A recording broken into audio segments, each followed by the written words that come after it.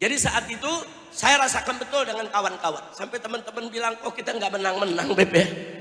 Ini kapan menangnya nih kita nih?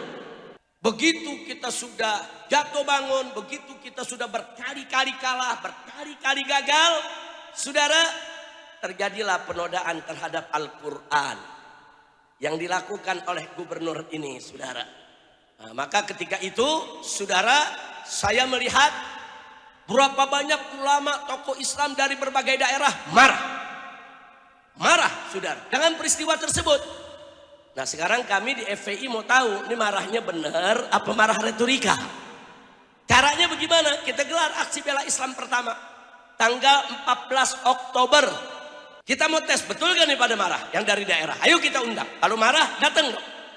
Nah, untuk menuntut si pelaku, saudara. Ternyata luar biasa, hampir 500.000 orang turun, datang dari mana-mana, berbagai macam ormas. Nah, itu membuat hati kami jadi besar, saudara. Semangat kami yang tadinya sudah mulai turun, mulai anjlok, itu jadi bangkit lagi ya, Pak. Oh, kalau begitu kita turun lagi di 411. Turun 3 juta orang lebih, saudara. Bahkan sampai ditembaki. Ada insiden ketika ditembaki, kita nih mulai ciut, bukan ciut takut, tapi kita coba lagi tes, betul gak sih mereka nih semangat untuk bela Al-Quran? Digelarlah 212. Di situ terbukti ternyata memang mereka punya semangat juang, memang mereka punya semangat persatuan persaudaraan, memang mereka bukan sekedar retorika, justru lebih mendorong mereka untuk turun, sehingga yang datang, saudara, lebih dari 2 kali lipat yang turun di 411. Subhanallah.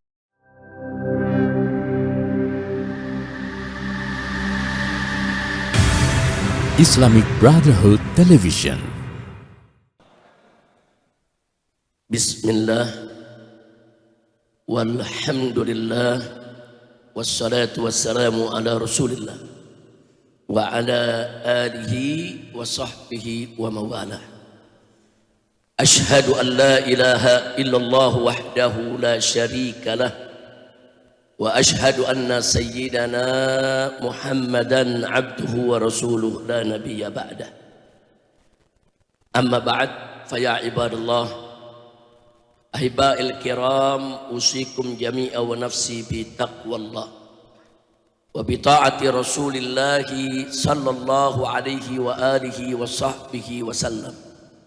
Fa nas'alullah subhanahu wa ta'ala an yahdiyana ila siratihil mustaqim wa yaj'alana minal muttaqin wa yudkhilana jannatahu jannatan na'im bihaqqi sayyidil mursalin walhamdulillahi rabbil alamin. Taqabbalallahu minna wa minkum, taqabbal ya karim. Setelah puja dan puji bagi Allah subhanahu wa ta'ala kita panjatkan, setelah salawat dan salam untuk Nabi kita Sayyiduna Muhammad sallallahu alaihi wasallam beserta keluarga dan para sahabatnya, kita sampaikan dalam kesempatan ini saya ingin menyampaikan apresiasi dan penghargaan yang tinggi untuk segenap pengurus, baik di tingkat nasional, pusat maupun di tingkat daerah, dari persaudaraan alumni 212. Dan kita ucapkan selamat melaksanakan Mukernas. Mudah-mudahan dari Mukernas ini akan ada keputusan-keputusan yang diberkahi oleh Allah subhanahu wa ta'ala, yang bisa kita jalankan bersama li'ila kalimatillahi subhanahu wa ta'ala.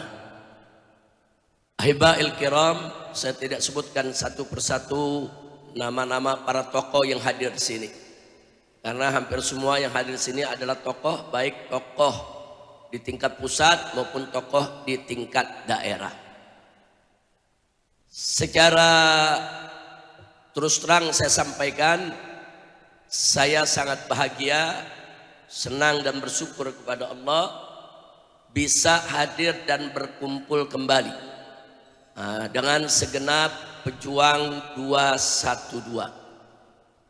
Karena sejak pertemuan terakhir dengan 212 yang dulu disingkat PA 212 di tahun 2017, saya tidak pernah lagi berkumpul seperti ini dengan segenap pejuang 212. Karena saya hijrah ke Mekah selama 3 tahun setengah, kemudian pulang ke Indonesia, sempat tinggal di hotel bintang 7 selama 1 tahun setengah, itu sudah 5 tahun, ditambah lagi 2 tahun masa pembebasan bersyarat. Istilah hukumnya pembebasan bersyarat, tapi pada prakteknya tahanan kota, tidak boleh keluar kota kecuali dengan izin, dan minta izinnya juga tidak mudah. Nah, karena itu sudah 7 tahun lebih kita tidak berjumpa, tidak berkumpul seperti ini. Maka itu kumpulnya kita pada hari ini satu kebahagiaan yang patut untuk kita bersama syukuri. Alhamdulillahirabbil alamin. Dan hari ini juga saya bahagia karena melalui Mukernas ini, saudara, saya sudah mendapatkan berita dari para pengurus, yaitu ada usulan-usulan yang sangat bagus, di mana PA 212 diubah menjadi Persada 212. Nah, kenapa saya bahagia? Saya nih orang Jakarta, Betawi, kalau disebut PA tuh nggak enak banget tuh. PA 212, PA ente. Nah, tanya aja Kiai Haji Muhyiddin, tanya si Yusuf Marta, Ustaz Abdul Syukur, PA tuh singkatan dari pendek akal. Jadi orang Jakarta kalau bilang PA ente, oh udah jelek banget tuh. Itu udah setengah gila itu ya, kawan. Na'udzubillah min dzalik. Tapi dari dulu kan kita nggak apa-apa lah, PA. Nah, sebetulnya udah nggak enak dari awal. Nah, tapi sekarang ada perubahan Persada, jauh lebih humanis, lebih enak didengar, dan lebih bermarwah dan bermartabat. Alhamdulillah. Maka itu saya sampaikan terima kasih kepada semua pejuang 212 dari pusat sampai ke daerah.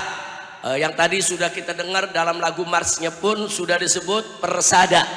Nah, jadi saya bersyukur kepada Allah nama itu dirubah, dan mudah-mudahan perubahan nama ini membawa keberkahan. Karena memang dalam ajaran Islam nama-nama yang kurang bagus itu disunnahkan, dianjurkan untuk diganti. Bagaimana Nabi alaihi salatu wassalam, sejumlah sahabat datang dengan nama-nama yang kurang baik, maknanya Nabi ganti ya kawan. Nah, itu memang sunnah dari Nabi kita Muhammad Sallallahu Alaihi Wasallam, baik itu menyangkut nama orang atau nama majelis atau nama perkumpulan atau nama forum atau nama organisasi.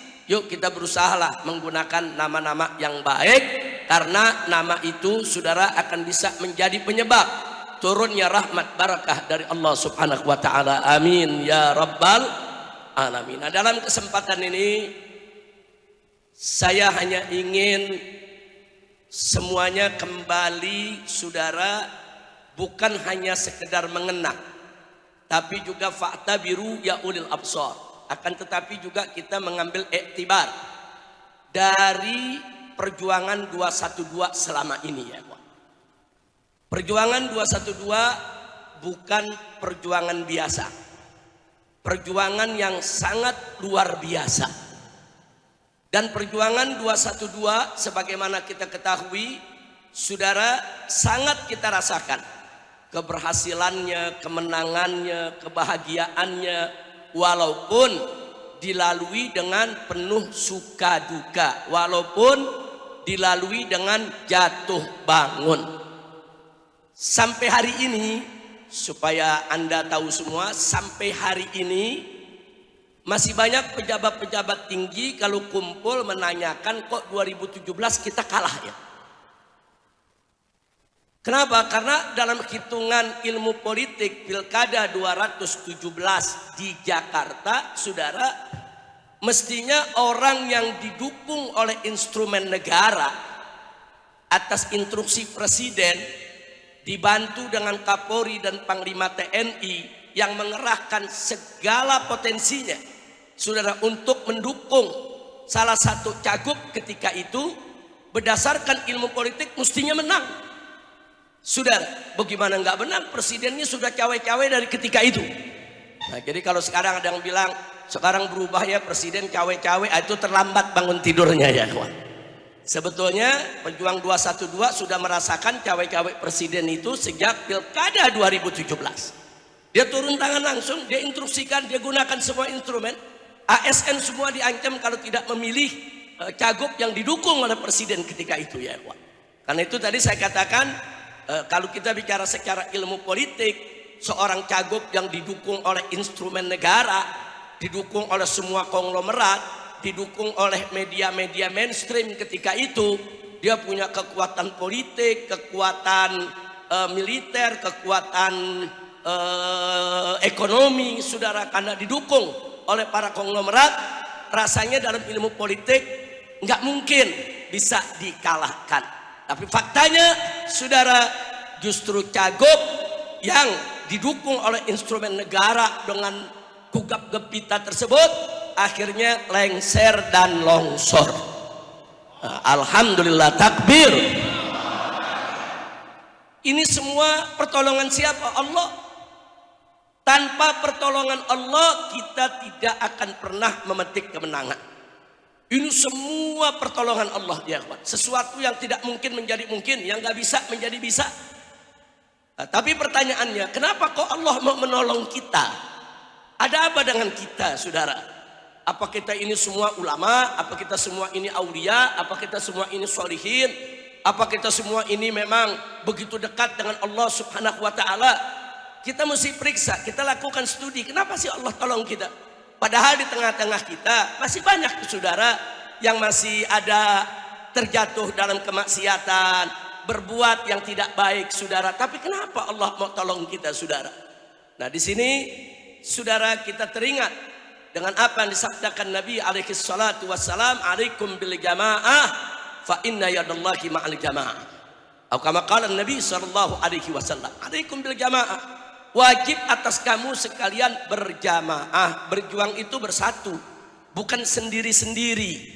Berjuang itu, saudara, kita harus bersatu, bersaudara, bahu membahu, saudara. Itu kunci daripada datangnya pertolongan Allah. Karena di situ Nabi mengatakan fa inna yadallahi ma'al jamaah. Sesungguhnya pertolongan Allah itu ada pada kebersamaan. Manakala kita bersama, pertolongan Allah datang.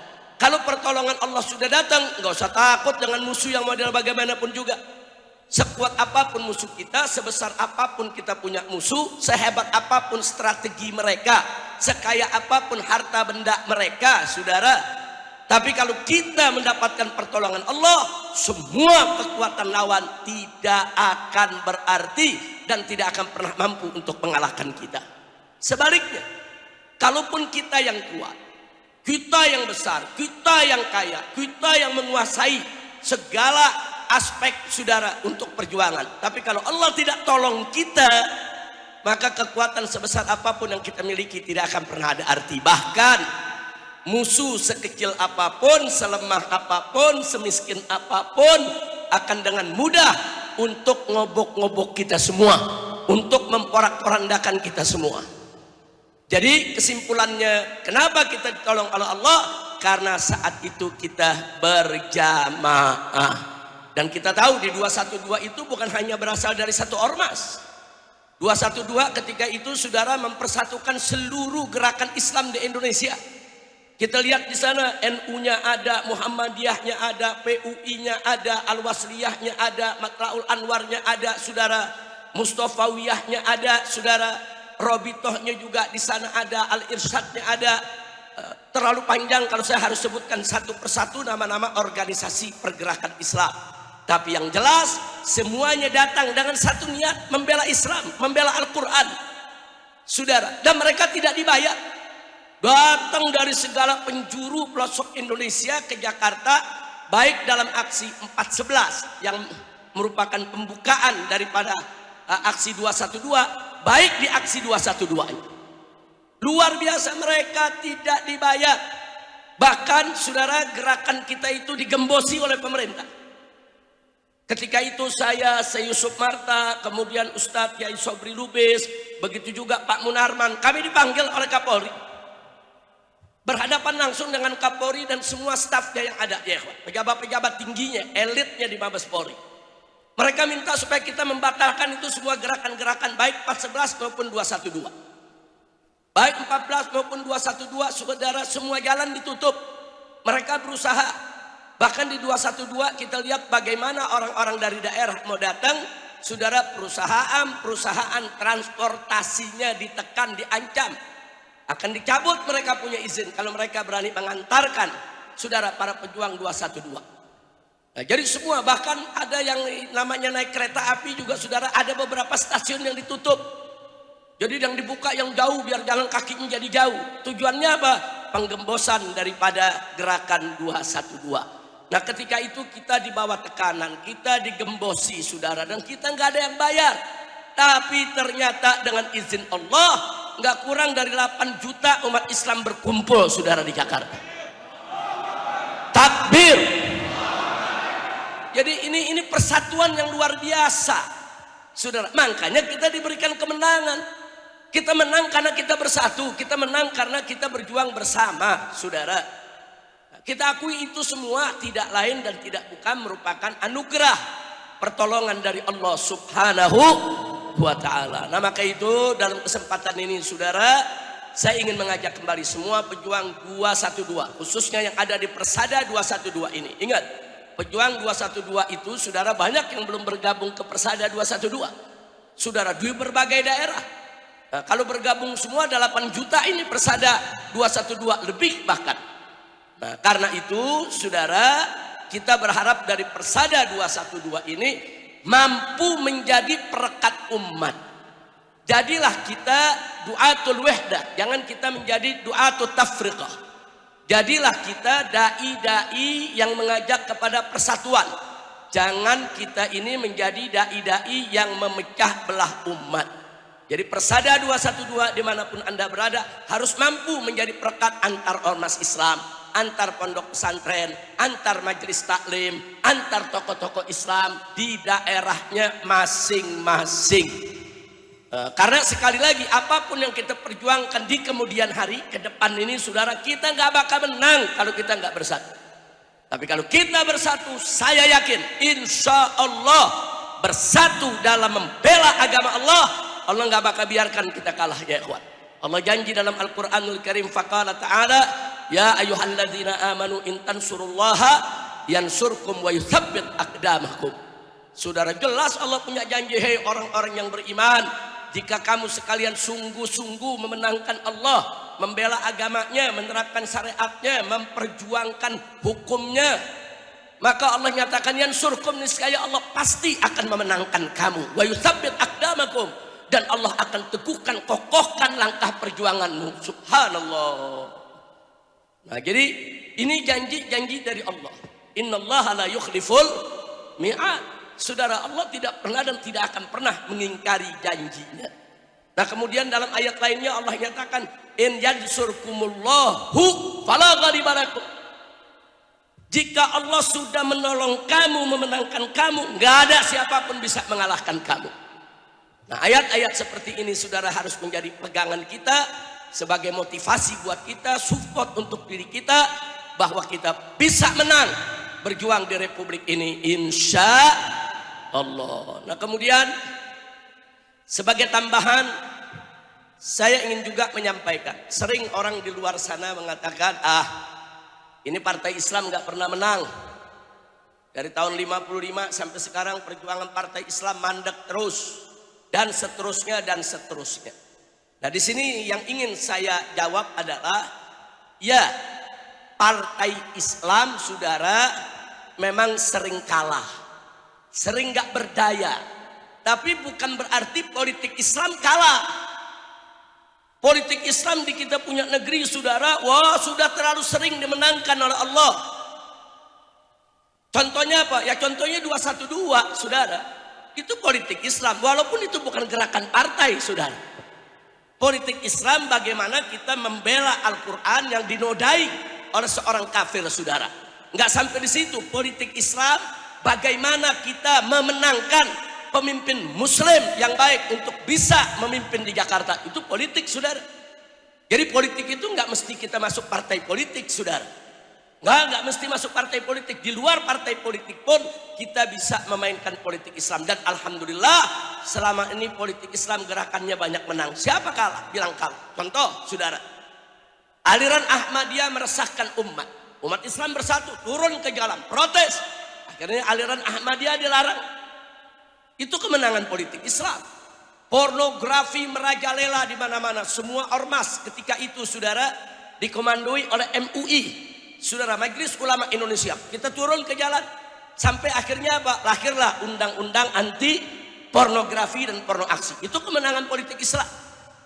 Atau ketika saya di Mekah, saudara, saya memperhatikan apa yang terjadi di Indonesia. Di antaranya ada yang ingin merubah Pancasila menjadi Ekasila, menjadi Trisila. Bahkan udah sempat disusupkan ke dalam rancangan undang-undangnya, saudara. Umat Islam kembali turun, bersatu, saudara. Akhirnya nggak jadi, dibatalkan. Itu kemenangan politik Islam. Jadi jangan kita mengatakan gara-gara partai Islamnya kalah, lemah, tidak berdaya, sedikit kursinya di DPR, terus kita katakan politik Islam kalah. Tunggu dulu, saudara. Politik Islam selama ini alhamdulillah hampir tidak pernah kalah. Kalaupun pernah kalah, itu hanya proses. Di kemudian hari Allah berikan kemenangan. Nah, termasuk di zaman PKI. Coba kita lihat bagaimana kuatnya PKI dulu, saudara. PKI dulu kuat, menguasai kabinet, dekat dengan presiden, saudara. Dia bisa mempengaruhi keputusan presiden.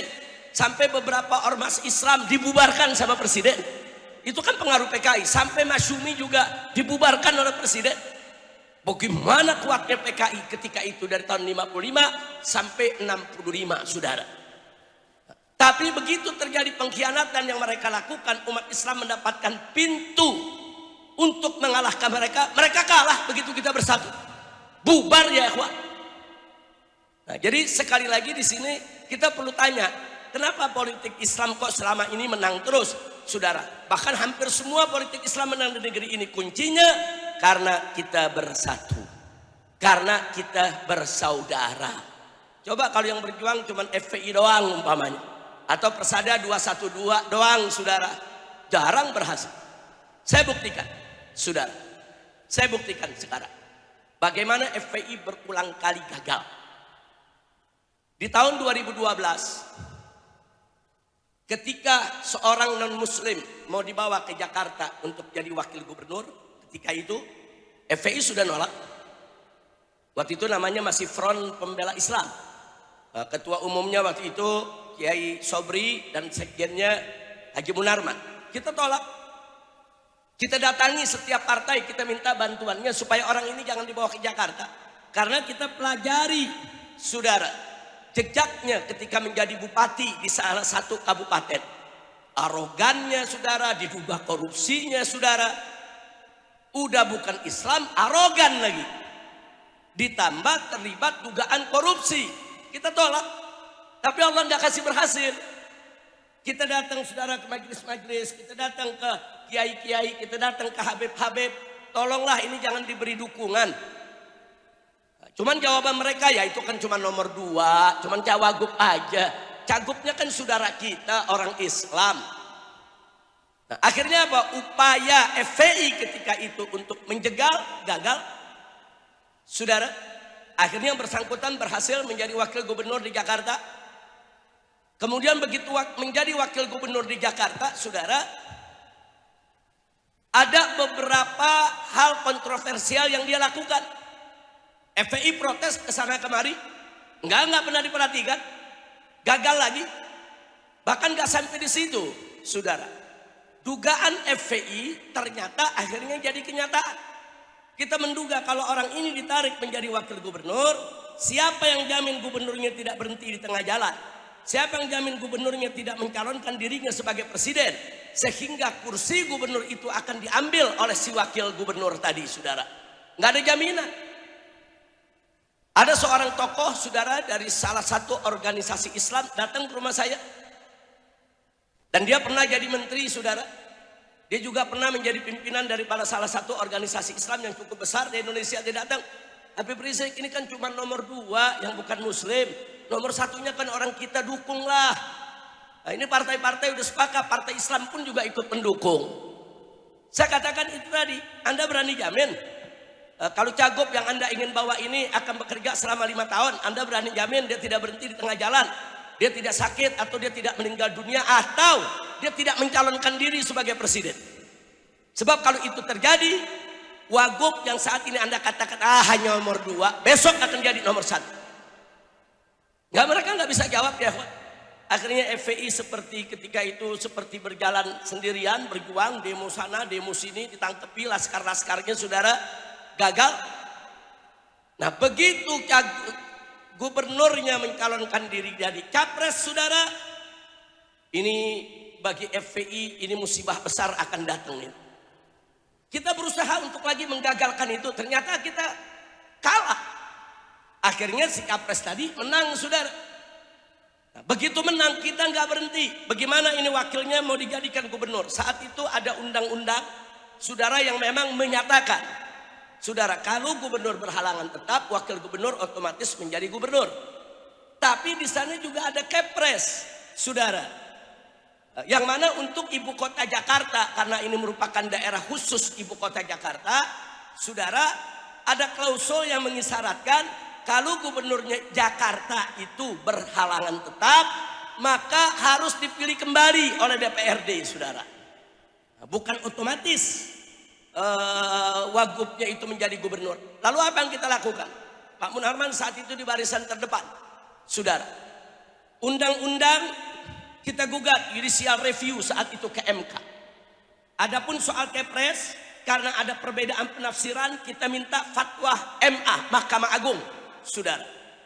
Untuk apa semua itu kita lakukan? Supaya si wagub ini, si wakil gubernur ini tidak jadi gubernur.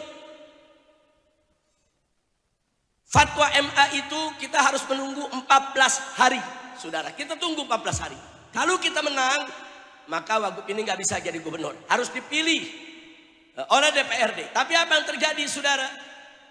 Baru seminggu, saudara, wagubnya langsung dilantik sebagai gubernur. Artinya apa? Artinya sang presiden tahu ini kalau kalah, saudara, wagubnya nggak bisa jadi gubernur. Nah, bagaimana supaya wagubnya bisa jadi gubernur? Buru-buru lantik. Karena kalaupun kami menang di Mahkamah Konstitusi dan kami menang di Mahkamah Agung, tidak berlaku surut. Karena sudah dilantik. Akhirnya apa? Tuntutan kita ketika itu kehilangan objek hukum, saudara. Lagi-lagi FPI kalah. Kalah, saudara. Nah begitu yang bersangkutan menjadi gubernur, saudara, kita mendapatkan informasi dari BPK. Ada 5 kasus dugaan korupsi besar yang melibatkan gubernur yang baru ini, saudara. Wagub yang sudah jadi gubernur. Kita ajak ormas-ormas Islam, alhamdulillah disambut. Waktu itu kita ke KPK, kita minta ini diproses. Enggak diproses oleh KPK. Lagi-lagi FPI kalah, berusaha segala macam, sampai terjadi bentrok di depan DPRD. Puluhan laskar kita ditangkap dan ada 1 yang meninggal dunia di dalam penjara, sudah. Jadi saat itu saya rasakan betul dengan kawan-kawan. Sampai teman-teman bilang, oh kita nggak menang-menang BP. Ini kapan menangnya nih kita nih? Saya jadi teringat cerita Rasulullah bagaimana para sahabat mengatakan kepada Nabi, mata Rasulullah, kapan ini kemenangan? Saudara, ya tapi memang kita mesti sabar berjuang. Nah akhirnya, saudara, begitu kita sudah jatuh bangun, begitu kita sudah berkali-kali kalah, berkali-kali gagal, saudara, terjadilah penodaan terhadap Al-Quran yang dilakukan oleh gubernur ini, saudara. Nah, maka ketika itu, saudara, saya melihat berapa banyak ulama, tokoh Islam dari berbagai daerah marah, saudara, dengan peristiwa tersebut. Nah sekarang kami di FPI mau tahu, ini marahnya benar apa marah retorika? Caranya bagaimana? Kita gelar aksi bela Islam pertama tanggal 14 Oktober, kumpul di Masjid Istiqlal. Kita jalan kaki beramai-ramai, saudara, yaitu long march ke Bareskrim Mabes Polri yang ketika itu masih ada dekat Gambir, saudara. Kita mau tes betul gak nih pada marah yang dari daerah? Ayo kita undang. Kalau marah datang dong. Untuk menuntut si pelaku, saudara. Ternyata luar biasa, hampir 500.000 orang turun, datang dari mana-mana, berbagai macam ormas. Nah itu membuat hati kami jadi besar, saudara. Semangat kami yang tadinya sudah mulai turun, mulai anjlok itu jadi bangkit lagi ya, Pak. Ternyata ulama-ulama dari berbagai daerah mau turun. Kita tes lagi. Oh kalau begitu kita turun lagi di 411. Turun 3 juta orang lebih, saudara. bahkan sampai ditembaki. Ada insiden ketika ditembaki, kita nih mulai ciut, bukan ciut takut ya, urusannya diundang lagi nggak datang tadi. Ini urusannya kalau diundang lagi nanti nggak datang ini urusannya, karena nih banyak yang luka ketika 4.11 ya ikhwan. Tapi kita coba lagi tes, betul gak sih mereka ini semangat untuk bela Al-Quran? Digelarlah 212. Di situ terbukti ternyata memang mereka punya semangat juang. Memang mereka punya semangat persatuan persaudaraan. Memang mereka bukan sekedar retorika atau hanya sekedar mencari popularitas, tidak. Mereka semua semangat saudara. Sampai dilarang, bahkan sudah pernah ada insiden di 4.11, justru lebih mendorong mereka untuk turun, sehingga yang datang saudara lebih dari 2 kali lipat yang turun di 4.11. Subhanallah walhamdulillah wala ilaha illallah wallahu akbar. Kalau tidak ada aksi 4.11, saudara, presiden tidak akan mengumumkan kalau gubernur itu boleh diperiksa oleh Mabes Polri, saudara. Tapi karena 4.11, akhirnya tengah malam presiden, saudara, memberikan instruksi kepada Kapolri, periksa kasus penodaan agamanya. Tadinya presiden nggak mau periksa, jangankan tangkap, periksa aja nggak mau.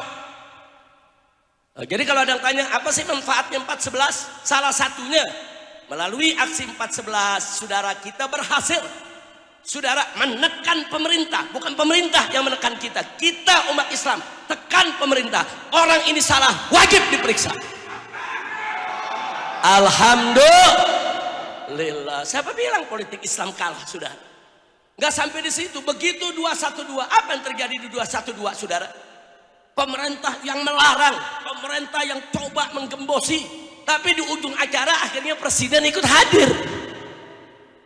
Jadi sebetulnya jadi anggota Persada 212 juga tuh. Masya Allah. Loh, ini kan luar biasa. Yang digembosi, yang mau dihancurkan, saudara, yang difitnah macam-macam. Akhirnya tokoh-tokoh yang menggembosi presidennya, Menko Polhukamnya, Panglima TNI-nya, Kapolri-nya, Kapoldanya, saudara, semua ikut hadir. Nah, jadi kalau ada yang bilang 212 itu teroris, ya berarti mereka teroris juga. Masya Allah, tabarakallah. Ini artinya apa? Persaudaraan kita dapat pertolongan Allah. Allah, saudara, yang menggerakkan mereka, saudara. Suka tidak suka, mereka harus hadir. Suka tidak suka, mereka harus duduk. Bahkan mereka ikut duduk mendengarkan khutbah Jumat 212, sudah. Alhamdulillah. Nggak sampai di situ. Bahkan di 212 itulah akhirnya Kapolri mengumumkan, saudara, sang gubernur sebagai tersangka. Takbir. Nah, jadi ini saya sekedar bukan hanya bernostalgia, tapi kita ingin mengambil iktibar. Kok bisa sih, saudara, pemerintah yang gembosi kita, pemerintah yang menyerang kita, tapi kok bisa akhirnya mereka mengikuti kemauan umat? Jawabnya karena ada pertolongan Allah. Kalau pertanyaannya kenapa Allah menolong kita? Karena kita bersatu, kita bersaudara. Nah, maka itu melalui, saudara, sambutan ini saya ingin sampaikan kepada semua, yuk kita rajut kembali persatuan kita, persaudaraan kita, ukhuwah kita. Ingat, ada pihak-pihak yang gak suka kita bersaudara, ada pihak-pihak yang gak suka kita bersatu, dan ini bagian daripada operasi intelijen, saudara. Habib dengan Habib diadu, kiai dengan kiai diadu, Habib dengan kiai diadu, saudara, dan seterusnya dan seterusnya. Waspada, ini operasi intelijen hitam yang memang ingin memecah belah kita semua.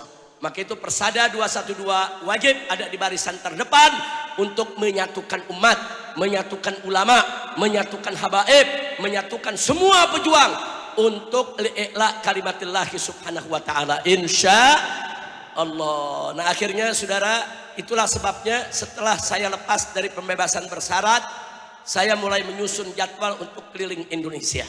Karena dulu sebelum 212, sebelum 4.11 kita keliling. Kita keliling seluruh Indonesia, kemana-mana, saudara. Nah, sekarang kita perlu keliling lagi untuk merajut, saudara. Untuk kembali membangkitkan semangat. Untuk andai kata besok terjadi sesuatu hal di luar dugaan kita yang bisa membahayakan negara dan membahayakan umat Islam, kita bisa turun kembali, saudara. Turun kembali, tunjukkan persaudaraan kita, selamatkan negara kita. Takbir, takbir. Shallu 'alan nabi. Nah, kan itu doakan agar saya sehat walafiat untuk bisa kembali safari dakwah. Sore ini saya akan berangkat ke Madura, saudara, karena minggu yang lalu di Madura itu terpaksa saya tunda karena saya sakit dirawat. Insya Allah malam ini saya berangkat ke Madura. Kita akan terus safari di Madura, di seluruh kabupaten yang ada. Karena Madura ini merupakan salah satu daerah yang luar biasa dukungannya terhadap 411 dan 212, saudara. Puluhan ribu yang turun dari Madura, saudara, ketika kita menggelar aksi 411 212. Nah, di sana ulama-ulama dan kiai-kiainya walaupun mereka berbeda-beda ormas, tapi persatuannya cukup kuat. Nah, persatuan ini harus kita rajut kembali, saudara. Nah, insya Allah malam nanti kiai-kiai Auma, Aliansi Ulama Madura dan umat Islam pimpinan pondok pesantren akan menyambut kedatangan saya di kota Surabaya.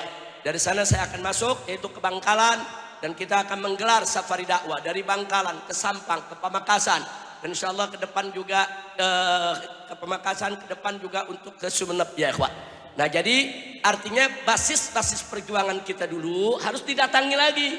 Basis-basis perjuangan kita dulu harus disilaturahmikan. Maka waktu itu saya pesankan kepada Haji Munarman, kepada Kiai Sobri, Ustadz Uus dan lain sebagainya, tolong Persada 212 ini perlu banyak silaturahim juga ke daerah. Datang ke daerah, buat pelatihan-pelatihan, kemudian berikan informasi-informasi. Insya Allah dengan demikian Persada 212 bukan hanya semakin kuat, bukan hanya semakin solid persatuannya, tapi juga semakin luas pengembangannya ya ikhwan. Insya Allah. Karena itu doakan, saya akan keliling. Saya akan keliling Madura, kemudian minggu depan akan keliling di Lombok, saudara, NTB. Berikutnya lagi akan keliling di Aceh, berikutnya lagi akan keliling di Kalimantan, Sulawesi, dan seterusnya. Nah, semua tidak lain dan tidak bukan, yuk kita mau merajut kembali ukhuwah di antara kita. Karena operasi intelijen hitam ini juga mereka keliling. Bukan gak keliling, mereka datang ke pesantren-pesantren, saudara.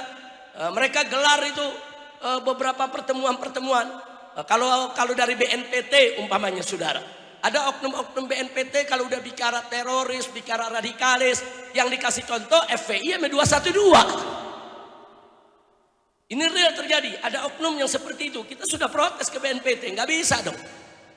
Dan ini berbahaya. Mereka datang ke pesantren-pesantren, mereka datang ke majelis-majelis taklim dengan menyebarluaskan isu 212 ini ekstremis, radikalis, dan seterusnya. Dan ini harus kita bendung, saudara. Bagaimana cara kita bendung? Kita datengin juga.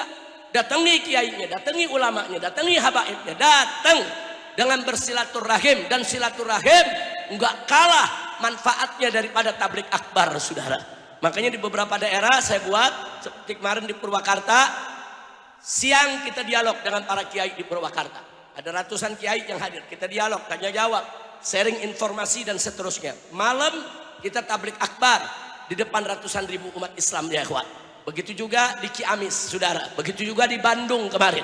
Siang kita buat silaturahim dengan tokoh-tokoh lintas partai dan lintas ormas, saudara. Kita dialog dengan mereka, kita sampaikan gagasan-gagasan. Malamnya kita buat tablik akbar di tengah jalan di tengah kota Bandung ya ikhwan. Nah, jadi konsep semacam ini akan terus saya lanjutkan. Silaturahmi tablik akbar, silaturahmi tablik akbar di semua daerah insya Allah. Nah, walaupun tantangan ada saja, ancaman ada saja ya ikhwan, yang berusaha untuk membubarkan acara kita ada, tapi nggak usah khawatir. Pejuang-pejuang kita, saudara, dari berbagai macam kalangan, dari santrinya, jawaranya, pendekarnya, saudara, di mana-mana daerah, mereka semua turun ikut mengamankan semua acara kita. Mudah-mudahan Allah berkahi mereka dan Allah berkahi kita semua. Nah, itu saja yang ingin saya sampaikan. Sekali lagi selamat menjalankan Mukernas. Selamat dengan nama barunya Persada 212. Kepanjangannya tetap sama, Persaudaraan Alumni 212. Dan ingat bahwa alumni 212 ini bukan hanya segini saja jumlahnya. Ada jutaan di luar sana. Nah, bagaimana supaya mereka bisa kita silaturahimin, kita rangkul, kita ajak berjuang lagi. Insya Allah pada saat-saat darurat, very danger yang dibutuhkan umat Islam turun, kalau kita bersatu dengan mudah kita turun kembali. Takbir. Nah, jadi Al-Quran, saudara, kita sudah membuktikan bagaimana Al-Quran menyatukan kita semua. Al-Quran harus tetap saudara, harga mati yang harus kita pegang sampai kita menghadap Allah Subhanahu wa taala. Ayo semuanya sebagai penutup dari sambutan saya, rame-rame kita bawakan, yaitu nasyid yang dulu kita bawakan di depan istana, yang dulu kita bawakan di di 212 di mana-mana. Ayo sama-sama semuanya. Al-Quran imam kami, berdiri. Al-Quran pedoman kami, Al-Quran petunjuk kami, Al-Quran satukan kami semua. Al-Quran imam kami, Al-Quran pedoman kami, Al-Quran petunjuk kami, Al-Quran satukan kami. Aksi bela Islam, aksi bela Islam, aksi bela Islam, Allah Allahu Akbar. Aksi bela Islam, aksi bela Islam, aksi bela Islam, Allah Allahu Akbar. Semua angkat tangan. Allahu Akbar, Allahu Akbar, Allahu Akbar, Allahu Akbar, Allahu Akbar, Allahu Akbar, Allahu Akbar, Allahu Akbar. Takbir, Allahu Akbar. Sallu ala Nabi. Alhamdulillah. Kayaknya kalau bawain nasid tadi inget di Monas ya. Apa inget ditembakin Pak Munarman? Jadi waktu ditembakin itu saya dan bersama Pak Munarman itu terus ada di mobil. Saudara, terus saya berdua Pak Munarman terus memberikan arahan kepada umat, lawan dengan bertahan, lawan dengan bertahan. Nah, tinggal yang di bawah bingung, lawan bertahan, ini mata udah perih nih Beb. Masya Allah. Tapi alhamdulillah akhirnya kemenangan demi kemenangan Allah berikan. Mudah-mudahan Persada 212 yang nanti akan melakukan mukernas, menyusun program kerjanya, menyusun agenda juang dakwahnya ke depan. Saudara, mudah-mudahan saudara ke depan kita akan bangkit kembali li'ila kalimatillahi subhanahu wa ta'ala. Nah, pesan saya sekali lagi sebelum saya akhiri, jangan lupa Persada 212 harus menjadi perekat ukhuwah Islamiyah. Jangan menjadi pemecah belah, jangan. Hormati semua ormas yang ada, hormati pesantren-pesantren yang ada, majlis-majlis yang ada, hormati kiai-kiai, para ajengan, para ustadz, para habaib, para ulama. Yuk semua kita saling menasehati, saudara. Kalau ada habaib yang salah, ada kiai yang salah, ada ajengan yang salah, kita saling menasehati. Watawasau bil haqqi, watawasau bis sabr. Saudara, itu orang yang beruntung di sisi Allah. Nah, karena itu yuk mari tetap kita saling menasehati. Termasuk Anda kepada saya juga begitu, sampaikan. Kalau saya ada kesalahan, nasihati. Saya ada kesalahan, ingatkan. Karena perjuangan ini memang perlu persaudaraan, persatuan yang saling mengingatkan di antara kita. Itu saja. Saya ucapkan terima kasih atas waktu yang diberikan. Mohon maaf kalau setelah ini saya akan setelah zuhur nanti saya harus segera pulang ke rumah karena nanti ba'da asar harus ke bandara ya, kawan. Jadi alhamdulillah ini hari saya bisa hadir. Mudah-mudahan kehadiran ini manfaat untuk kita semua. Nah, itu saja. Akhirnya terima kasih atas segala perhatian, mohon maaf atas segala kekurangannya. Hadani Allah wa iyyakum ila siratihil mustaqim. Wassalamualaikum warahmatullahi wabarakatuh.